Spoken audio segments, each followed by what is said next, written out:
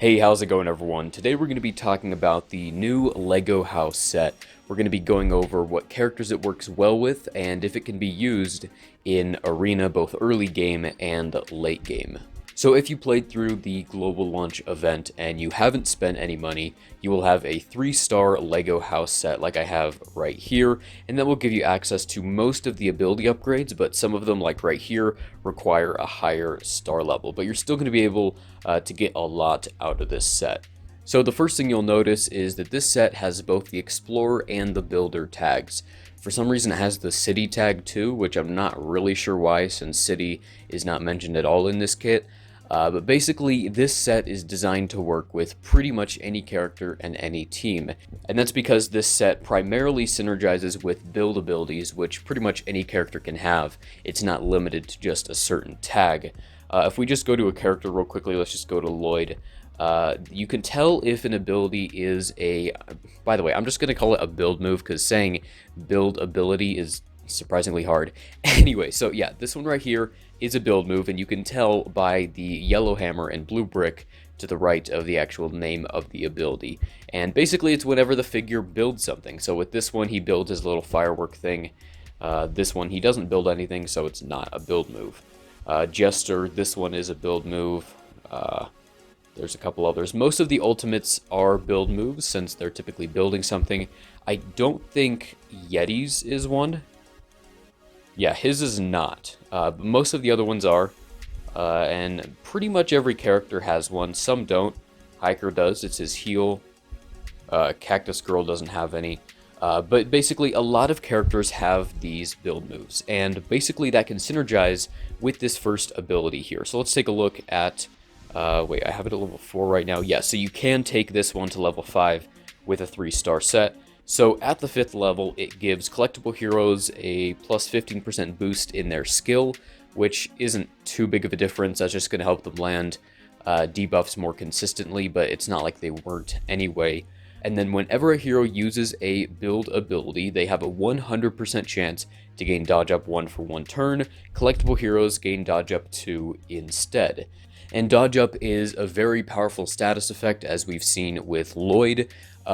My guess is that his nerf is going to be removing the dodge up from his kit. I think he's going to still give stealth to his allies, and I think he's still going to gain defense up.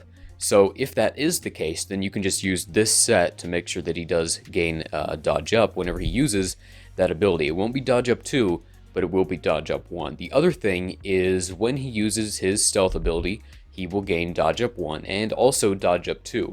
So now he's going to have 2 dodge up status effects. I don't think they stack. They might. If they did, that's probably a bug.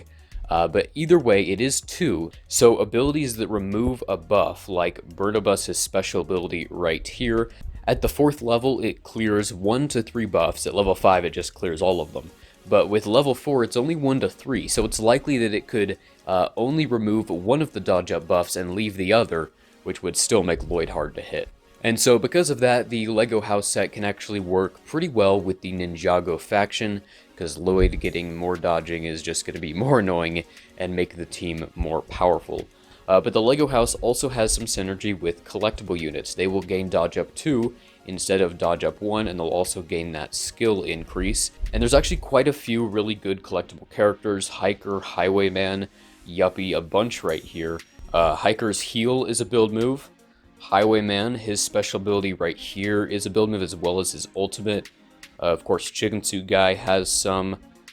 Is this one? Yeah. So a lot of the collectible characters do have build moves, and every time they use one of those, they're going to gain dodge up 2, which makes them very hard to kill. But that is just the first ability. The second one right here, at the 5th level, whenever a hero damages a foe, they have a 25% chance to clear 1 buff from the target. If any buff is cleared, the hero gains skill up 2 for 1 turn. So I currently have this ability at level 3, and as you can see, I can take it up to level 4. I'm not sure if it will let me take it up to 5, or if that requires a higher star level, but that would only increase the skill up 1 to skill up 2. the 25% chance to clear one buff stays the same. So that's a pretty decent chance. I mean, it's every single attack. This ability doesn't specifically mention one faction, so it's just any hero, which can be useful to remove Lloyd's dodge buffs or to remove taunt from King's Court characters, although that might actually not be a good thing because, like, if you're going for Burnabus and he's taunting and you're trying to get him out, and Jester is taunting as well, and you clear the taunt from Burnabus, then you're forced to go after Jester, who would heal up Burnabus. So that could actually not be great against King's Court teams. But we'll see when we test it out in Arena in just a second. And then the last ability here is going to do pretty much nothing with a 3-star Lego house set. You need it to be at 4 stars or above to upgrade this ability. And right now it just gives 3% pep whenever a hero gains skill up, which is not going to trigger very often, and when it does, 3% is not that great. But if you do have a higher level Lego house set, it'll be a 15% pep increase, and there's a 30% chance to refresh that hero's build ability cooldown by 1, which can be really helpful. Like with Lloyd, his stealth ability is a 4-turn cooldown, and it gives stealth for 3 turns, so you could theoretically keep stealth on everyone for the entire battle, but Lloyd is generally not gaining a lot of skill up, so that's not going to trigger very often. Alright, so let's take this thing into a battle, and we'll see if we can win. So I don't have the Ice Glider, so Aurora's revivability is not going to be refreshed when someone dies, so we'll have to see if that comes into play here, but I wonder if that extra dodge is actually going to help or not. So we'll just use a basic here. I typically like to use his stealth ability on turn 2. And I use Zane's AoE there, that's fine. Let's see if we can clear this taunt off of Burnabus and try to get Magisto out of here. Okay, let's go for Magisto. There we go.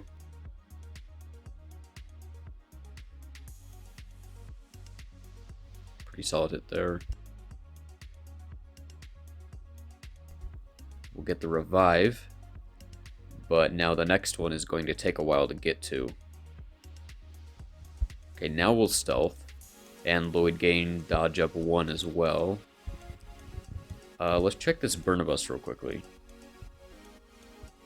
Yeah, it's level 5, so it is just going to clear all the buffs. So that's not really going to matter too much, unless the dodge does stack, which I don't think it does. That would be weird if it did.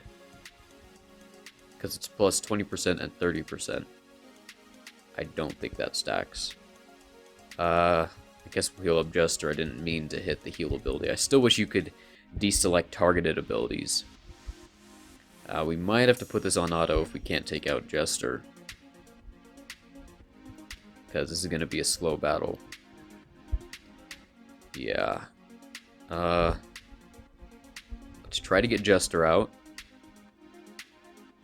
And then we can probably put it on auto. We'll do the AoE since we're targeting Jester anyway. So it doesn't matter if he heals someone. And I guess we'll do Zane's as well so he gains crit damage up.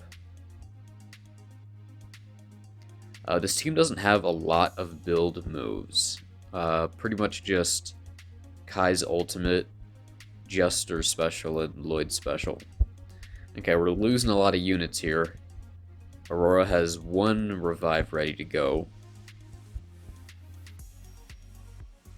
Let's see if we can take out Jester. Okay, Magisto's ultimate now. Okay, that wasn't too bad. We'll give the healing to Lloyd. And try to... Okay, Jester gained the dodge up. So he's going to be harder to hit. Right there, we just got a dodge. So that was nice. We'll heal up Lloyd. And their Jester died. So it didn't help too much, but at least he dodged 1 hit. And Jester healed again. Yeah, I think Ice Glider is just better for my specific team because Aurora is not reviving as often as she could be. And the little bit of extra dodging isn't helping too much, and I'm not really seeing many buff dispels. Let's see if I can dispel the taunt on Burnabus here. There we go. Okay, we actually got the taunt dispel. Now we can go back to Jester. And there goes my Jester. We're down to just 2 units now. That was both dodged. I'll take that. Let's see. Yeah, there's no way I'm winning this. There's only a minute and a half left, and there goes my Aurora. Yeah, so that was not a win. I think I probably would have won that battle if I was using the Ice Glider, but the Buff Dispel only came into play a couple times. It wasn't really too helpful, and the dodge up one, I think really the only time it did anything was when Jester got any dodge that one attack. So for my personal team, the Ice Glider is way more effective than the Lego House. I think the Lego House is mostly going to be useful early on, like before you hit level 40, when you're still working towards the Ice Glider node in Aurora and you're not there yet. A lot of the characters you get when you first start out do have build moves, like Hiker, Argenta, Chicken Suit Guy with his ultimate, and even Reed. I think Reed actually has 2. Yeah, he has 2 build moves. So I think the Lego House would be very effective as like a first set because it works well with all of those beginner characters you get, and the only other options you have early on are the Guarded Inn or the Raft Raiders. The Guarded Inn is really solid, but the Lego House has some interesting mechanics too with the dodge and buff removal. So here's my final thoughts on this thing. I think it's going to be very effective as an early game set, like pre-level 40 when you don't have the Ice Glider, you don't have like the Forbidden Island or Trader Transport or another later game set for whatever your team is. I think the dodge up and buff removal might be helpful. It's not going to make a huge difference. It might be worth it to just go for the Guarded Inn because the counterattacks are really nice with that one. But this is still not a bad set by any means. Later on it isn't as effective because the buff removal sometimes is not helpful, because if you're trying to go for Burnabus or whoever and you remove his taunt, then you might be forced to go after Jester, who could heal him up or something along those lines, and the dodge up isn't going to help a lot either, because dodge up 1, it's not going to make that big of a difference in the grand scheme of the whole battle. So I think it's effective early on, but not so much later game, especially once you start unlocking those later game sets like the Trader Transport, Forbidden Island, or Ice Glider. Alright, thanks for watching.